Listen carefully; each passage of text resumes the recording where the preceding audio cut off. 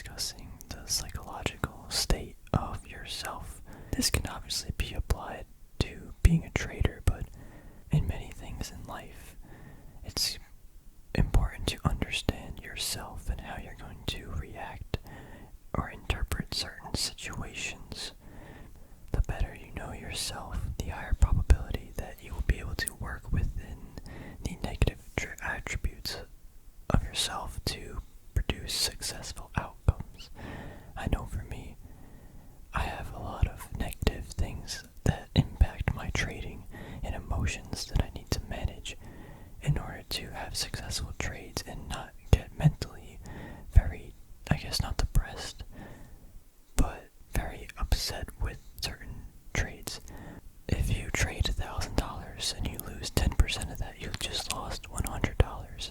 And how important is that $100 to you will impact how sad or mad or any other emotion you might feel towards that. So there's this psychological part of yourself that you need to understand. And I guess how to find that is to actually get into the world of trading, or just do activities that provoke certain emotions and see how you react to that. Some questions you could ask yourself, but the only way you're going to really find out is to actually experience it. Is, let's say, can you lose $100 in 1 minute? Are you comfortable going out the next day losing that money? Are you okay losing $1,000 in 5 minutes?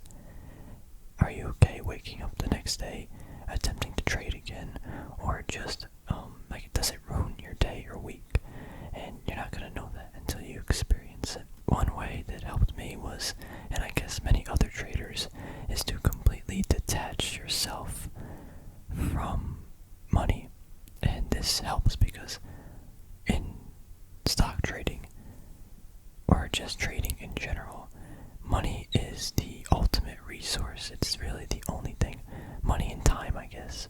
If you detach yourself from the money, you see it as a resource game. So for me, if I lose like a 5% position, I'm okay. It's fine. But if I lose a 10%, I said that is way too big of a loss. How could I prevent that? A 10% loss in a very short amount of time is pretty heartbreaking on any position, really.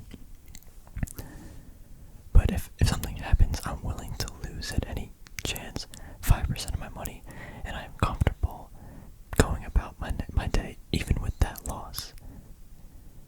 In the beginning of trading, I used to get really amped up and not shaking, but just you feel adrenaline, and it's why do I feel that?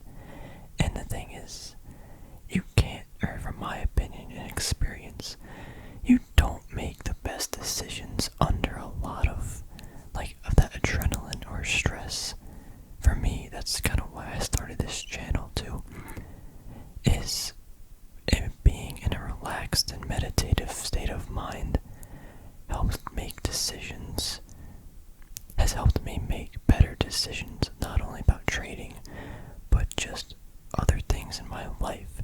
And I want to share that because I think a lot of people think that, you see, let's say, The Wolf of Wall Street, and you see these people doing cocaine and snorting it and, dialing 1,000 phone numbers and clicking all these buttons, and it's not like that, and it doesn't have to be either. For me, listening to really relaxing music, taking my time looking at the charts, dissecting it at a nice pace, creating a probability about something that I think might happen and putting some money towards it and seeing what happens and managing that risk. To me, it's very repeatable and enjoyable, actually. I found that has worked for me, and I think it would work for other people too if they just relax. My first 10 trades, I remember I was so excited for the bell to ring in the market. It opened up, and then I would go in and then just start buying stuff. And people with more money prey on people like me, like that, in that state of mind, because I'm not making rash decisions. I'm just making it off of hype. And this video we can talk a lot about just so many different experiences and psychological, or being psychological and your emotions. But there's not much that I can say that it's going to help you. You need to find yourself. And the ways, again, to do it, you need to experience certain things, see how you handle it, but then also look at it from the third person and see yourself handling that emotion or that experience and adapting to it in a better manner. You need to find out quirks and things that negatively impact your trading or your decisions in your life, and you need to adjust how you trade. And one of the ways to fix how you trade, for me, day trading is not for me. There's just something about it. It doesn't fit my psychological enjoyment. It fits.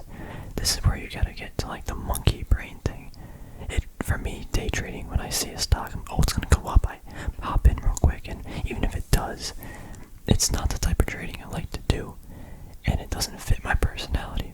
I like to find value, buy the value, wait for it to appreciate, and I give it a certain amount of time with a risk and reward set in that value that I find. When I day trade and see these positions, that I'm like, I'm gonna hop in real quick. And that's because I'm feeding this very loud, obnoxious, voice in my head that just wants to have a dopamine rush where I could potentially make some money. Most of the time I end up losing money in that state of mind. And you have to hear yourself, hear the different voices in your head telling you things to do and not to do, and find the one voice that you can work with. You might not think stock trading or decision making should be this intensive, but it kind of is. If you're in a relaxed state of mind and you understand that there are certain voices in your head that are telling you the wrong information just because it's just the human instinct, then you can block out those and find the ones that are gonna, make you successful in really anything. We are all humans, I'm assuming. If you're watching this video, you're not some robot. We all make mistakes, and we have things in our DNA that make us want to satisfy certain emotions and feelings. And you have to block it out sometimes, or most of the time, because the conversation we're having again is very hard because everyone is different. Sometimes I have a gut feeling where I'm like, this thing's going up, I'm popping in, and I can't say why. It's just based on experience. But again, if you realize, let's say you take 100 trades and 90 of them was from your gut, and you're like, I'm hopping in because of that, and you lose, maybe you shouldn't trust your gut instinct.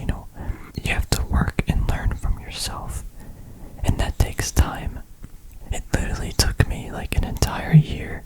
I actually took I think 8 months off of just trading, just to listen to other people's experiences in the market, learn their mistakes, learn what happened, and how they overcame their challenges, because they ultimately became good traders in the end. I don't want this to make it seem like it's just about trading. There are more important things out there than just making money in a stock market. Learning about yourself, you're able to go through life with a better understanding of your impact on your surroundings. We are all able to change ourselves and make ourselves into a better person. Whether you're stock trading or you have things you want to do in your life, understanding your emotions and how you're going to react in situations, you can alter them to better suit the mood. I highly recommend meditating. You don't need to sit there and have kumbaya music on. Meditating, in essence, is just breathing and thinking about your breath and just thinking about where you are, where you're going, and the purpose of doing your day-to-day activities. In order to be successful in this life, I think most people have to meditate. You have to have some conscious awareness of where you are.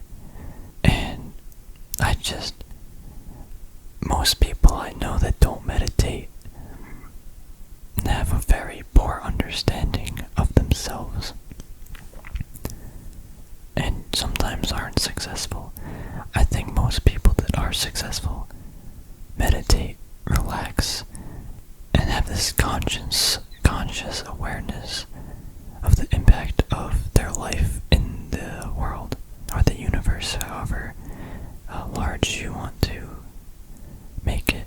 Meditating is important because you need to relax. Your mind is working like almost all day, and sleeping is not meditating because it's a different form of rest. When you meditate, you're literally relaxing your mind, kind of giving it a massage, but you're still awake and functioning. I think I just kind of want to recap everything because I said a lot, and I'm not sure exactly if the point got across, but everyone is human, at least that's watching this video, and we all have very dumb things in our DNA that make us try to satisfy certain urges and emotions. Trading introduces a lot of these emotions or experiences that we need to act counterintuitively to in order to be profitable. There's always going to be this monkey brain of us in the front of our mind telling us to do this, and if you take a step back, just breathe and be like, is this exactly what I need to do? You can make better and more clear decisions. You need to understand yourself and how you're going to react, and can you handle losing X amount of money in X amount of time? And if you can't, maybe this isn't for you. But if you can, and you detach yourself from money that it buys XYZ, and it's, can I make this much risking this much amount of money? You can probably have a better experience trading stocks and really anything. Meditation is incredibly important, not just for trading, but just having a more self-awareness of your place in the universe. I would try to learn from as many people as possible while also experiencing it for yourself, understanding what can happen in the market and how you might behave will benefit you. The psychological and emotional aspects of trading, there are some really high highs in trading, and there are some really low lows. You will find them all in trading, and how you come out of both of those sides of the experience will determine, I guess, how well you will be. And it's not meant for everybody. And I'm not talking about just low lows in money, like you lose a lot of money, but the mental state of how you handle that loss and the days after. Is it gonna affect you, or can you get up and walk? You know, it's hard to explain. I can give certain experiences that I remember, but it's almost better off experienced for yourself at first. I will definitely do some experiences of very high highs and low lows in different videos, but I wanted to dedicate this just to the psychological and emotional response to those experiences in general. I think that I harped on this enough.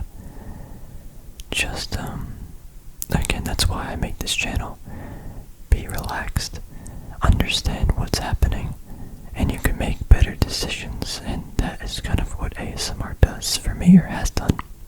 It's given me an outlet to relax, and by relaxing, I became a better trader and decision maker, which is the more important thing. Make better decisions in my life, because I'm not amped up on this certain high to fulfill a very temporary emotion. Let me know what you guys thought.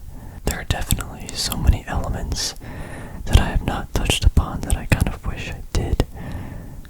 But it's just such a long talk. I've probably listened to about 10 hours of experiences, definitely more than that, about how people manage emotions in the market. It's tough, but it's important. And I'm just dragging it on now. Thank you all for watching. And I'll see you guys in the next video.